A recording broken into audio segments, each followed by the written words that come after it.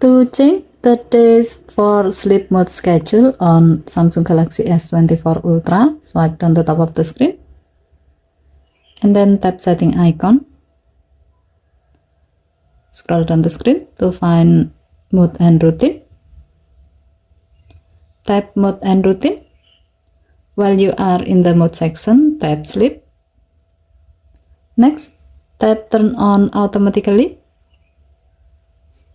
Tap the current schedule you like to change each days. Now select the days you want the sleep mode to be turned on automatically. As the example, we will select from Monday to Friday.